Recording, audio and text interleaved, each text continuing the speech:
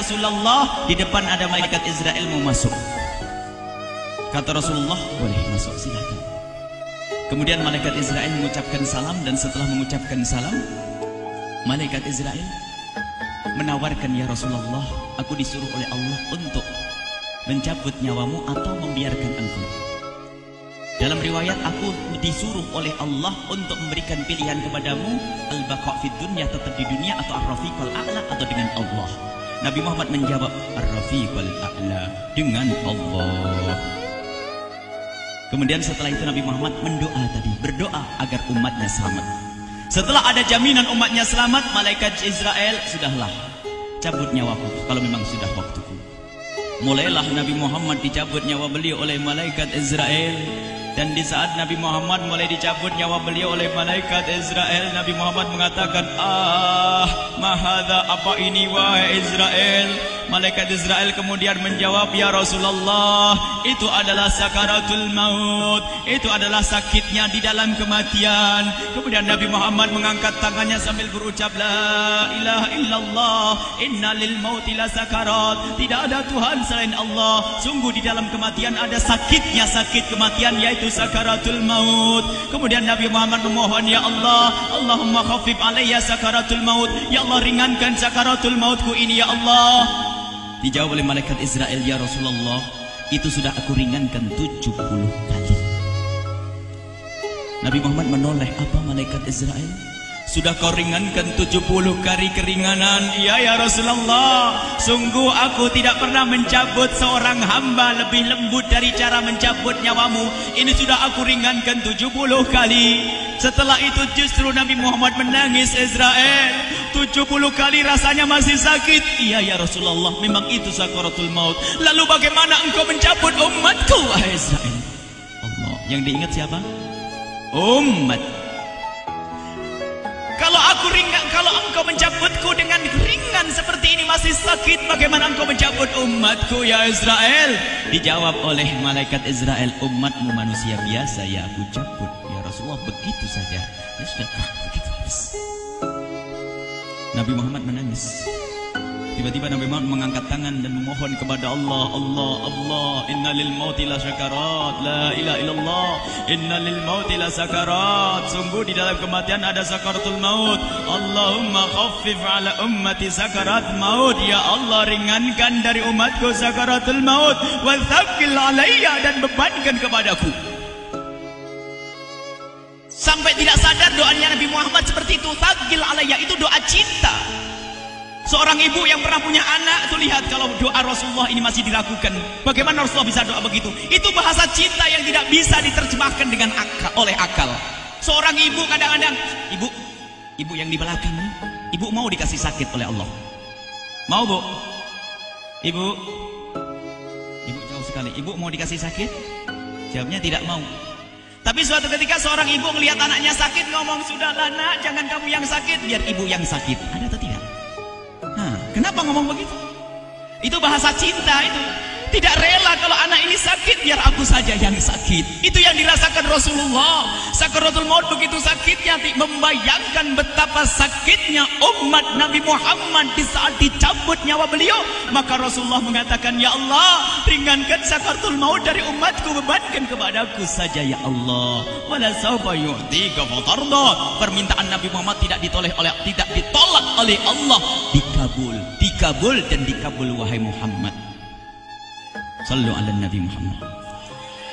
Dan benar, sakaratul maut kita ditahan oleh Rasulullah, ditanggung oleh Rasulullah, sehingga digambarkan oleh Imam Bukhari di saat Nabi Muhammad dicabut nyawa beliau. Siti Aisyah yang ada di situ, Rasulullah berada di pangkuan Siti Aisyah, yang saat itu Siti Aisyah melihat keringat dingin keluar dari kening Rasulullah. Siti Aisyah tidak pernah melihat keringat keluar seperti itu. Bahkan di saat dipegang kepala Rasulullah, panasnya melebihi dari panasnya orang biasa. Setiap kali ada kain dicelupkan di air, ditempelkan di kening Rasulullah langsung mengering. Saat itu Nabi Muhammad mengucapkan kalimat la ilaha illallah innal lil mauti la sakarat. Kemudian Nabi Muhammad berpesan dengan banyak pesan, dan di antara pesan Rasulullah adalah akri minni ala ummati salam, akri minni salam ala ummati wa ala man ittaba'ani wa ala man tabi'ani min ila yaumil qiyamati. Aku titip salam kepada umatku dan orang yang mengikutiku sampai hari kiamat. Sadari salam Rasulullah. Sebelum meninggal masih ingat titip salam. Salam kepada siapa? Bukan salam kepada siapa-siapa, tapi salam kepada kita. Maka mari kita mengucapkan salam kepada Rasulullah, karena Rasulullah sudah salam duluan kepada kita. Mari kita sejenak bersalam kepada Rasulullah dan hadirkan Rasulullah ada di mata kita dan di hati kita. Mari kita bersama-sama mengucapkan salam. Assalamualaikum ya Rasulullah.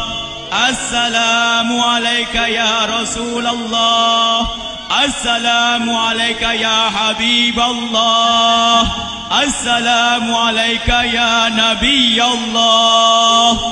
Rasulullah mengucapkan salam untuk kita.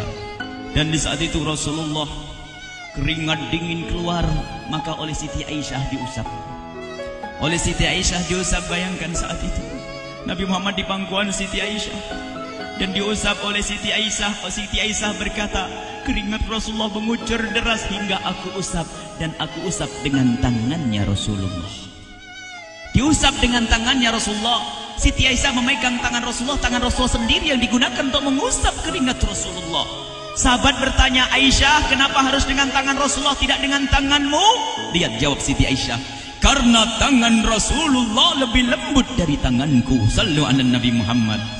Masih sempat nyanjung itu sahabat Nabi. Dalam keadaan begitu masih menyadari kelembutan tangan Rasulullah, jasad Rasulullah, kemuliaan Rasulullah sallallahu alaihi wasallam. Dan aku lebih menginginkan bahwasanya yang menyentuh jidat Nabi Muhammad adalah tangan yang paling mulia di dunia dan di akhirat. Siti Aisyah enggak berani menyentuhkan. Pengennya yang disentuhkan di kening Rasulullah adalah tangannya Rasulullah sallallahu alaihi wasallam. Kemudian setelah itu Nabi Muhammad merasakan sakit yang sangat untuk kita.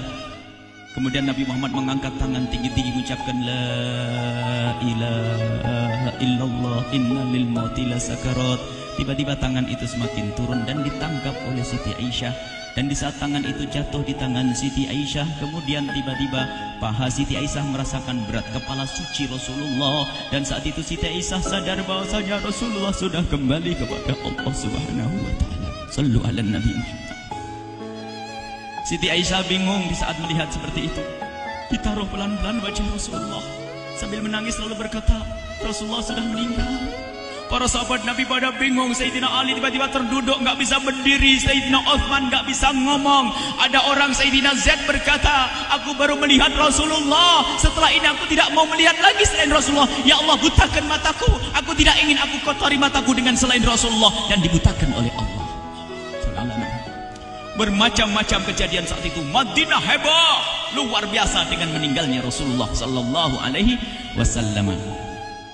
Dan sungguh meninggalnya Nabi Muhammad adalah menghidupkan hati yang mati kalau orang faham. Tiba-tiba Sayyidina Abu Bakar datang. Setelah Sayyidina Umar mengatakan, siapa yang mengatakan Muhammad meninggal akan aku penggal lehernya. Jangan seperti orang-orang Nabi Muhammad sekarang lagi pergi seperti waktu Musa pergi kepada Tuhannya, kepada Allah, nanti akan kembali kepada kita. Muhammad belum meninggal. Ini adalah karena kecintaan Sayyidina Umar bin Khattab, tidak ingin Nabi Muhammad pergi. Tiba-tiba datang Sayyidina Abu Bakar As-Siddiq lalu masuk ke kamarnya Rasulullah, lalu masuk kepada Rasulullah, kemudian mengecup kening Rasulullah. Dan Sayyidina Abu Bakar berkata, ya Rasulullah, tibta hayyan wa mayyita. Ya Rasulullah, engkau tetap harum dalam keadaan hidup dan harum setelah meninggal dunia. Sallu ala Nabi Muhammad. Hingga sampai setelah hari besoknya meninggal Rasulullah, Senin sore, Selasa malam, Rabu dikubur Rasulullah sallallahu alaihi wasallam. Setelah dikubur, Sayyidat Fatimah bertanya kepada Sayyidina Abdullah ibn Abbas, Sayyidina Anas, wahai Anas, hai Anas, sambil menangis Sayyidat Fatimah Zahra, hai Anas, bagaimana engkau tega? Atabat anfusukum antahtu ra'sa Rasulillah. Apakah engkau rela menaburkan debu di atas kepala Rasulullah? Sayyidina Anas menangis kaget, ya saya, wahai binta Rasulullah, kalau kami tidak dilupakan oleh Allah, niscaya tidak ada yang bisa mengubur Rasulullah. Jadi saat itu dilupakan oleh Allah, sehingga mereka tidak menyadari melakukan itu semua. Kalau mereka sadar, tidak akan bisa mengubur Rasulullah sallallahu alaihi wasallam. Ini yang diungkapkan oleh Sayyidina Anas, kalau seandainya kami tidak dilupakan oleh